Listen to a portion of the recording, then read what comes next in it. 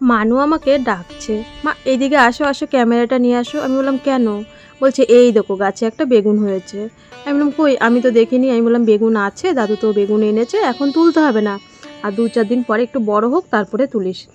কারণ মানু বলছে না, তুলে ফেলবো। বাবা বলছে তুলে ফেল তুলে ফেল, কারণ রাস্তা দিয়ে সবাই যায়, দোকানে আসে। আমাদের গাছের পেয়ারা কেমন টেস্ট আজ পর্যন্তও দেখলাম না 3-4 বছরে, কারণ কপালে পেয়ারাই জোটে না। সবাই নিয়ে যায়, যাই হোক খাবারের জিনিস নেয়, কোনো ব্যাপার নেই। মানু তোমাদেরকে দেখাচ্ছে, এই দেখো এই গাছগুলো বাবা বলছে তোরা যখন বিএমটি হয়েছিস তখন লাগিয়েছি, তখন অনেক বেগুন খেয়েছি, আরও ছিল, মানুর বাপি এসে কেটে দিয়েছে, এই জায়গাটা পুরো পরিষ্কার করেছে। আমরা এই পাশের রাস্তাটা দিয়েই কিন্তু এখন হাঁটাচলা করি, ওই রাস্তাটা দিয়ে হাঁটি না। আর ওটা আমাদের রাস্তা না, জায়গাটা বিক্রি করে দিয়েছে, ওই রাস্তাটা সবার হয়ে গেছে, এর জন্য এই রাস্তাটা আমরা পুরো পাকাপোক্তভাবে মাটি ফেলে সব কিছু ঠিকঠাক করে নিয়েছি। শুভ সকাল বন্ধুরা, নতুন সকালে নতুন শুভেচ্ছা জানিয়ে আরও একটি ভিডিও শুরু করলাম। আশা করি তোমরা সবাই ভালো আছো, আমি মোটামুটি আছি। আমাদের প্রভুর আশীর্বাদে, তোমাদের সকলের আশীর্বাদে কোনো কিছুই অসুবিধা নেই। শুধু এখন ওই মানুর দাঁতে যন্ত্রণা। তা কালকে রাত্রিবেলা ভীষণ যন্ত্রণা হয়েছে, আমি একটু ঘুমিয়ে পড়েছিলাম। রাত্রিবেলা তো আলো জ্বলে ঘরে, তো ও নাকি একটা প্যারাসিটামল খেয়েছে। সকালবেলা বলছে মা আমি রাত্রিবেলা অর্ধেক রাত্রে খেয়েছি, কারণ আমি যন্ত্রণায় থাকতে পারছিলাম না। জানলাম তুই আমাকে ডাকিসনি, বলে তুমি ঘুমিয়েছো এর জন্য ডাকিনি, জানি তুমি অনেক সকালে উঠবে, আর ঘুমাতে ঘুমাতে অনেক রাত হয়ে যায় মানুষকে ওষুধ দিতে, মাউথ ওয়াশ করাতে করাতে, তো আমাকে আর ডাকিনি। তা এদিকে সকালবেলা চা বিস্কুট খেয়েছি, মানুকে সকালবেলা পড়াতে আসবে। আমি ভাত বসিয়ে দিয়ে এসেছি, কী রান্না করব, আমাদের গাছের পেঁপে সিদ্ধ দিলাম, আর হচ্ছে মিষ্টি কুমড়োটা বাবা এনেছিল 2 দিন আগে। মিষ্টি কুমড়োটা বর্ষার জিনিস জানোই তো কেমন হয়ে যায়, ওটা না একটু পচে পচে গেছে, তো ওটা কিছুটা ফেলে যতটা কেটে নিয়েছে আমি জানি ভালো করে ভাজলে হয়ে যাবে। পেঁয়াজ, কালো জিরে, কাঁচা লঙ্কা দিয়ে মানু আবার এই ভাজাটা দুজনেই ভালোবাসে। তো ওইদিকে রান্না বসিয়ে দিয়ে এসেছি, তাড়াতাড়ি করে রান্না করছি। এই জায়গায় যে কুলারটা ছিল, কালকে রাতে বিনিতা এসেছিলো যখন, বিনিতা আর আমি কুলারটা ওই ঘরে রেখেছি, খাটের উপরে একটা কাপড় দিয়ে সুন্দর করে রেখে দিয়েছি।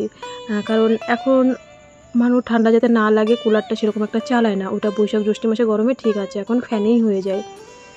একটা টেবিল ফ্যানটাও খারাপ হয়ে গেছে, উপরের ফ্যানটা দিয়েই হয়ে যায়। মানুষকে পড়াতে চলে আসবে তাড়াতাড়ি, আজকে মানুষ 3 জায়গায় পড়া আছে। 3 জায়গায় পড়া মানে ভীষণ একটা চাপের ব্যাপার থাকে, আমিও ঘরে ঢুকতে পাই না। তা রান্না বসিয়ে রান্না করছি ওইদিকে, আর এইদিকে ঘর গোছাচ্ছি। তা কুলারের এই জায়গাটা পরিষ্কার করেনি, দেখো বর্ষার দিন তো কেমন পুরো ঘর দুয়ার ল্যাপ, মানে আগের দিন লেপেছি, ওই জায়গাটা ল্যাপ হয়নি, কেমন মনে হচ্ছে যেন ছ্যাদলা পড়ে গেছে। তা মানুর এই পরীক্ষার আগে দাঁতে যন্ত্রণার জন্য তো কিছুই ভালো লাগছে না। তা কালকে তো এমসে যাব, অ্যাপয়েন্টমেন্ট হয়ে গেছে, আগেই বলে দিচ্ছি। তা মানুর ঠাকুর করে 2-1 দিনের মধ্যে দাঁতটা পুরোপুরি ঠিক হয়ে গেলে ঘরটা ঝেড়ে নেবো মানুর পরীক্ষার আগে, কারণ পরীক্ষা আবার তখন ব্যস্ত হয়ে যাব, 8-10 দিন ব্যস্ত হয়ে যাব, প্রত্যেক দিনই আমার স্কুলে যেতে হবে। তা এর জন্যেই ভাবছি আর 1-2 দিনের মধ্যে আর লেপবো না। তো এদিকে দেখো তাড়াতাড়ি পরিষ্কার করে চলে এসি, মানু এদিকে বই টই নিয়ে রেডি হয়ে বসে পড়েছে। আমি বললাম তাড়াতাড়ি ওকে আগে খাইয়ে দিলে তাহলে কী হবে, ও পড়তে পারবে, আর স্যার চলে আসলে ও আর খেতে পারবে না। তাড়াতাড়ি করছি, কিন্তু সকালবেলাটা একটু তাড়াতাড়ি থাকে, পড়া থাকে, রান্নাবান্না থাকে, দোকানে যেতে হয়, প্রত্যেক দিন তো দোকানের ভিডিও তোমাদের সাথে শেয়ার করতে পারি না, মাঝে মাঝে কিছু ভিডিও শেয়ার করি। তাই ভীষণ গরম। তা আমি ভাবছি হয়তো বাবা মানে কিছু বলবে, বেগুন ভাজা, মিষ্টি কুমড়ো ভাজা, পেঁপে সিদ্ধ। বাবা বলছে বাবা সকালবেলা তুই আজকে এত কিছু রান্না করেছিস? মানু আবার বলছে, মা আরও বলছে দাদু এই দিন আবার কিছু বলে, মাত্র এই 3 পদ রান্না করেছে।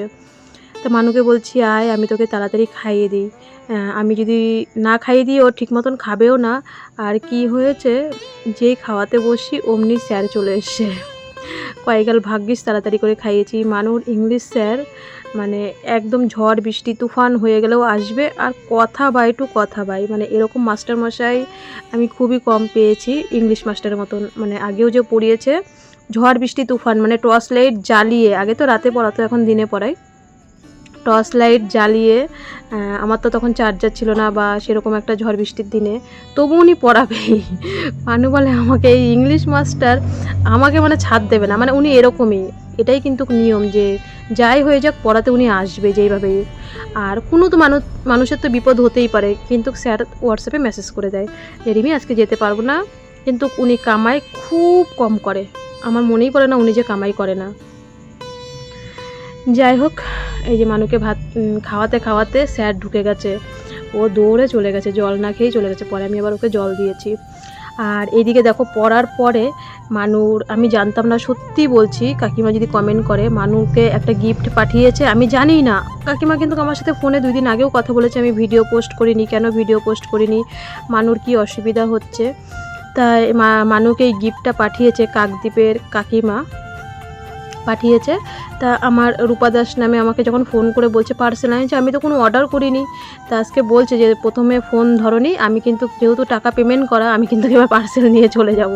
হাসছে আর কি, মজা করছে। আর মানু দেখো এই বড়ো জামাটা পরেও পরতে বসেছিল। আমি কই, কী রে, এই এত বড় একটা জামা পরে গরমের মধ্যে পরতে বসেছিস?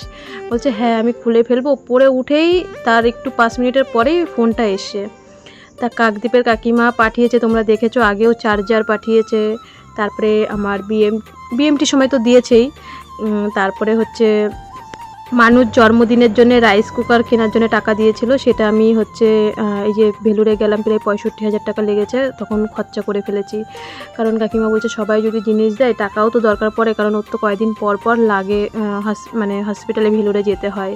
তা দেখো এত সুন্দর একটা জিনিস পাঠিয়েছে, দেখেছে হয়তো আমি লেবুর রস করি হাত দিয়ে।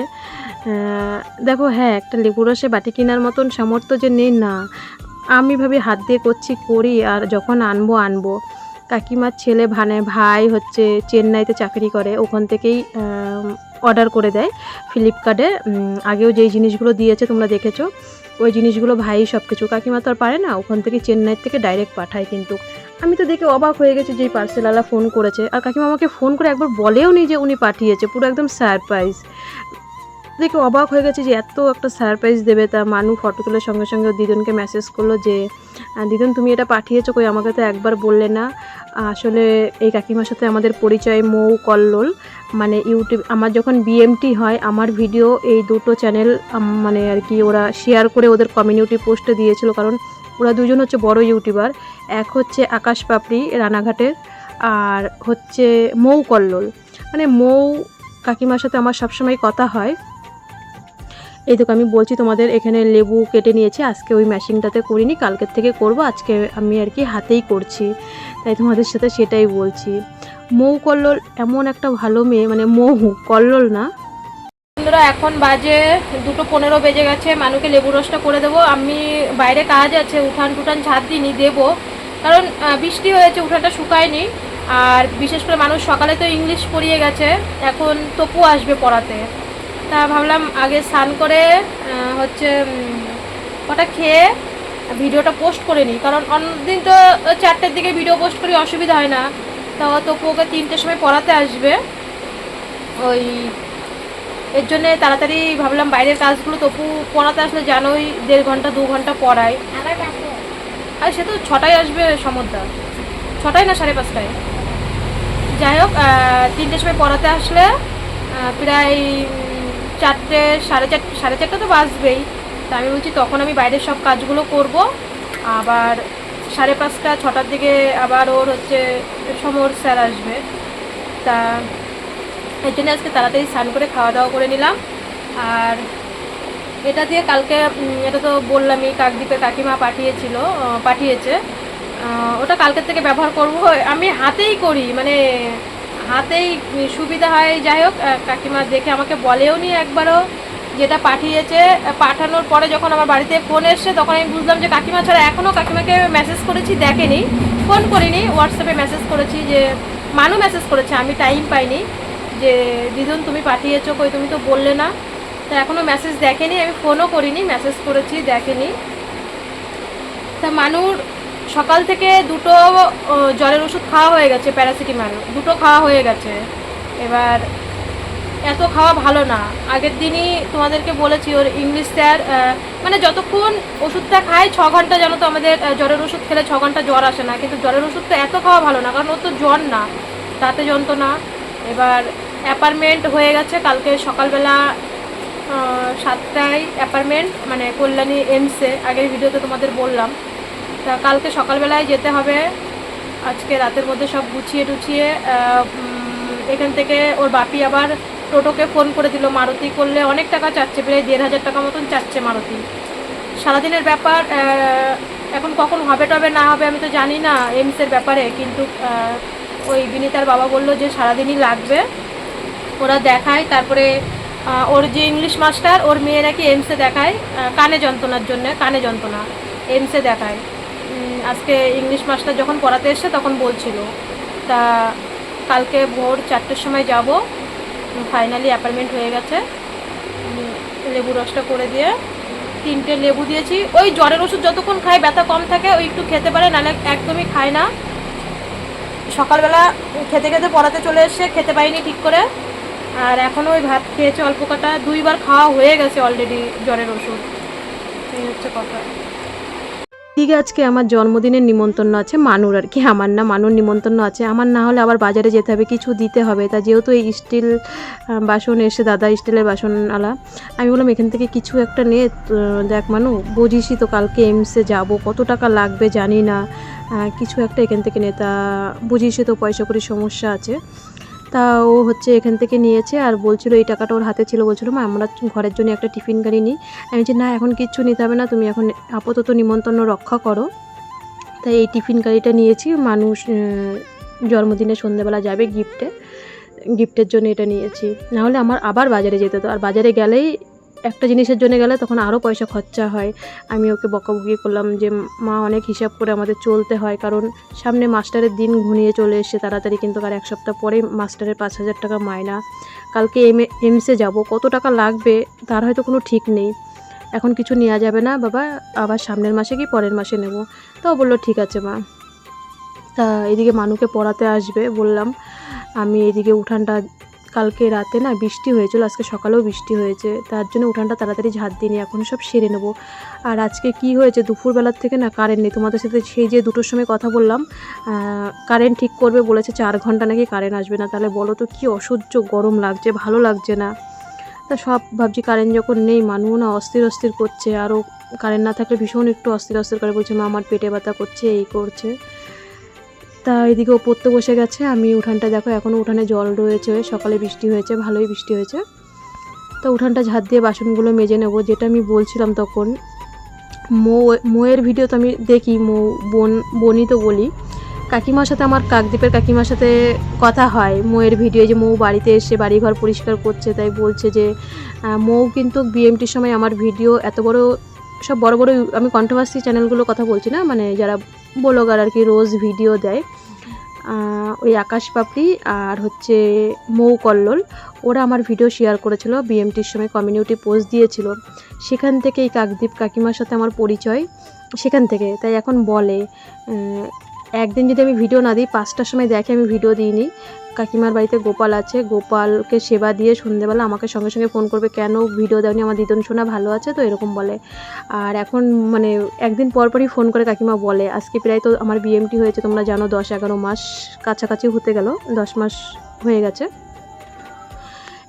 বলে যে মোয়ের ভিডিও যদি আমি একদিন মিস করি, কিন্তু আমার দিদুন সোনার ভিডিও আমি মিস করি না, আমি আগে দিদুন সোনার ভিডিও দেখি। মোয়ের প্রশংসা আমরা, মানে কাকিমা তো সবসময় আমার কাছে করে যে সত্যি ও একটা খুব ভালো মেয়ে, ওর ভিডিও দেখতেও মন চায়। আর তাও কিছু মানুষ আছে ওকে নেগেটিভ কথাবার্তা বলে।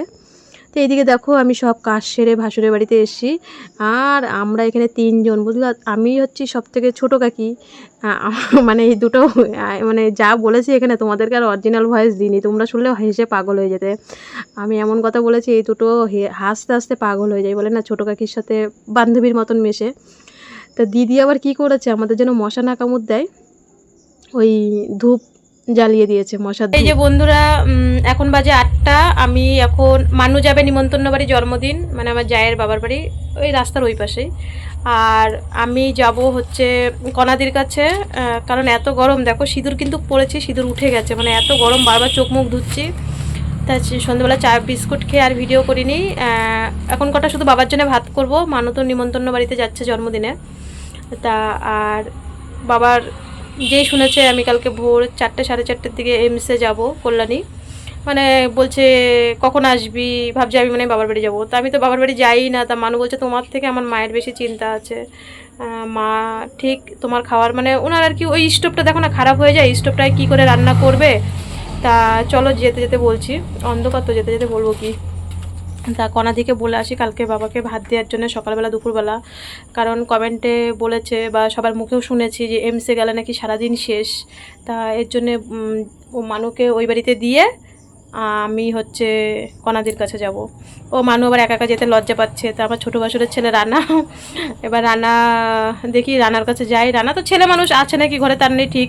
দিদির কাছে গিয়ে শুনি রানা কোথায় আছে, রানাকে দিয়ে ওকে দিয়ে পাঠায়, ও যেতে লজ্জা পাচ্ছে।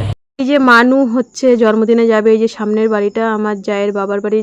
আমি আবার মানে বলেও ফেললাম জায়ের বাবার বাড়ি, জানি না ভিডিওটা দেখার পরে হয়তো আমাকে কিছু বলবে টলবে কিনা, যাই হোক আমার ভয় লাগে বলতে।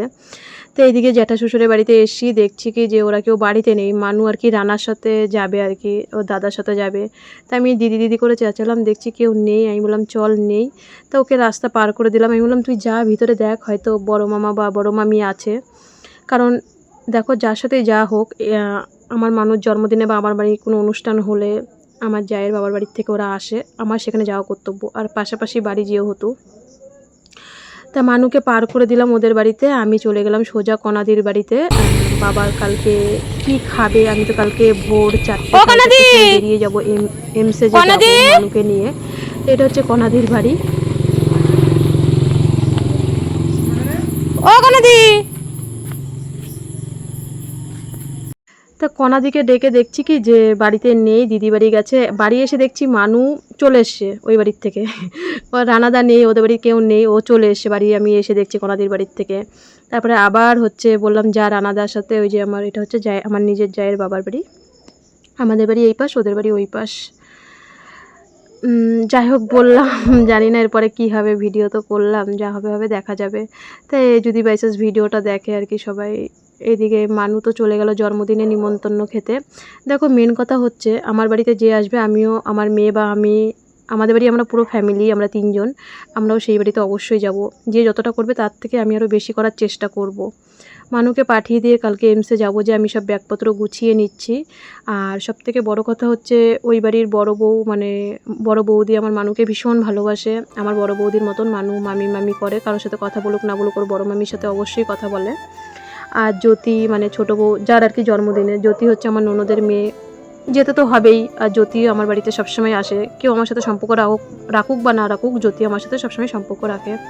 আর ওর মামাকেও ভালোবাসে জ্যোতি, তা সেই বাড়িতে না গেলে হয় না। আমার মানুর বাপি বলে যে জ্যোতি একটু অন্যরকম মেয়ে, ও একদম শার্টকাট কথা বলে, খুব ভালো আর কি। তা মানু তো এখনও আসেনি, আমি এইদিকে কালকে তো চলে যাব। আজকে যদি কাজগুলো সেরে থুয়ে যায় তাহলে কালকে আমার এসে এই কাজগুলো কিন্তু করতে হবে না। এইদিকে বাবার জন্য প্রেশারে একটু ভাত বসিয়ে দিয়েছি, আর সব কাজগুলো সেরে নিচ্ছি, বাসনগুলো রান্নাঘরে গুছিয়ে রাখি নাই, কালকে সকালবেলা কখন করবো, এগুলো তো সকালবেলা করি, মাঝে মধ্যে তোমাদের দেখায়, মাঝে মধ্যে সব কিছু দেখানো হয় না। তা বাবাকে ভাত দিয়ে আমি সোজা চলে গেছি কনাদির বাড়িতে। তোমরা অনেকেই কমেন্ট করো মাঝে মধ্যে আমি এইদিক ওইদিক গেলে তোমার শ্বশুর কোথায় খায় আর কি। তা তোমরা হয়তো পুরোটা ভিডিওটা দেখো না। এই যে শ্বশুরের দায়িত্ব সবসময় আমি কনাদির উপরে দিয়ে যাই। দিদিকে বললাম, এখন প্রায় রাত 10:30 বাজে, তখন এসে পাইনি। এখন বললাম দিদি আমি কালকে এমসে যাব, তুমি কিন্তু সকালবেলা দুপুরবেলা বাবাকে ভাত দিও। বললো হ্যাঁ ঠিক আছে, কোনো ব্যাপার নেই, আমি তো সবসময় তোর শ্বশুরে কই। দিদি আমার সবসময় তুই তুকারি করে। তো এসে দেখছি দিদি রুটি আর নিরামিষ তরকারি ওদের রাতের খাবারের জন্য, 10:30 স্বামী স্ত্রী, দিদির তো বাচ্চা কাচ্চা নেই। তা যাই হোক বন্ধুরা, আজকের ভিডিওটা এখানেই শেষ করলাম। সবাই ভালো থেকো, সবাই সুস্থ থেকো। তোমরা অনেকেই কমেন্ট করো শ্বশুরের দায়িত্ব কার উপরে দিয়ে যায়, এই যে সেই কনাদি।